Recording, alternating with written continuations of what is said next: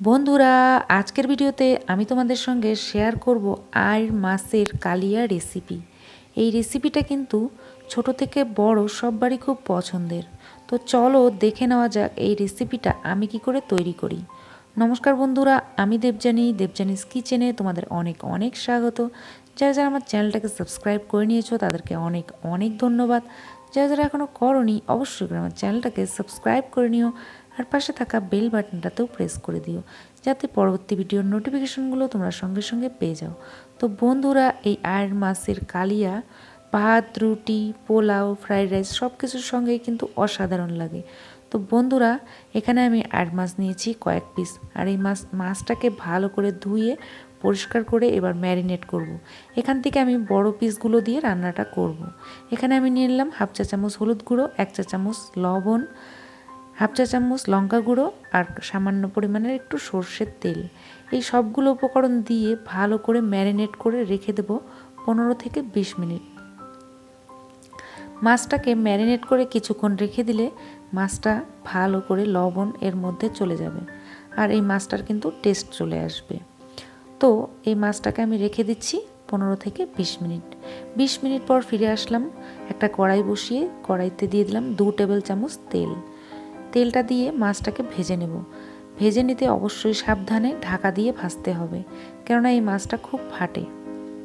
আর এইখান থেকে আমি বড় 4 থেকে 5টা পিস আমি নিয়ে নিয়েছি, আর মাছটাকে ভালো করে উল্টে পাল্টে ভেজে নেব।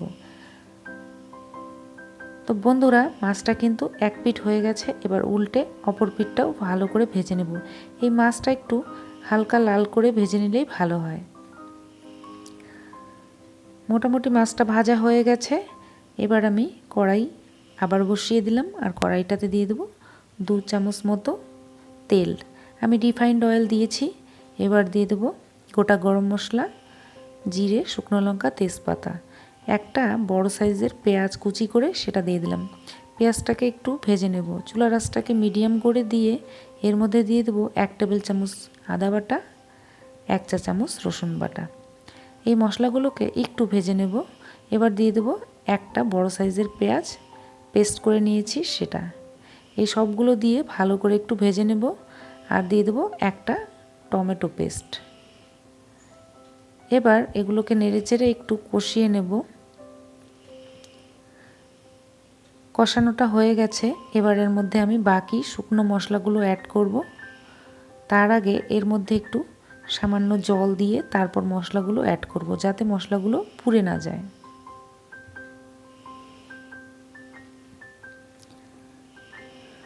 এখানে 1 টেবিল চামচ জিরে গুঁড়ো, 1 টেবিল চামচ ধনে গুঁড়ো, 1 চা চামচ লঙ্কা গুঁড়ো, হাফ চা চামচ কাশ্মীরি লঙ্কার গুঁড়ো, হাফ চা চামচ হলুদ গুঁড়ো।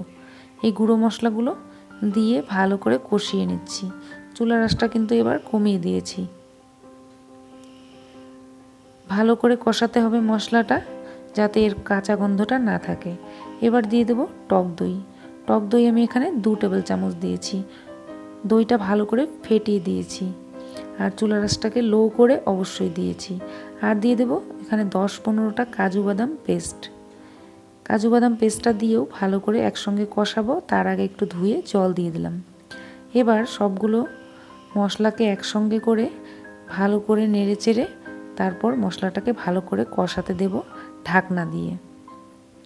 চুলার আঁচটাকে লো করে 5 মিনিট মতো মশলাটাকে কষিয়ে নেব। কষানো হয়ে গেছে, তেল ছেড়ে দিয়েছে মশলা থেকে। এবার মশলাটা কিন্তু মোটামুটি রেডি হয়ে গেছে। তো এখানে একটু নেড়েচেড়ে এর মধ্যে আমি এবার গ্রেভির জন্য গরম জল বসিয়েছি, সেটা দিয়ে দেব। অবশ্যই গরম জল ইউজ করবে। তার আগে দিয়ে দিচ্ছি নুন আর চিনি। নুন চিনিটা তোমাদের পরিমাণ বুঝে দেবে। এবার 1 কাপ মতো জল দিয়ে ঢাকনা দিয়ে জলটা বয়েল এসে গেছে। এবার আমি মাছগুলো ছেড়ে দেব। এখন আমি এখানে মাছগুলো ছেড়ে দিচ্ছি। এখানে আমি কয়েক পিস বড় মাছ দিয়ে দিলাম, আর ঢাকনা দিয়ে আমি এবার রান্নাটা করব 5 থেকে 10 মিনিট। তার আগে দিয়ে দিলাম 5-7টা কাঁচা লঙ্কা চিড়ে, এটাতে ফ্লেভারটা দারুণ আসবে।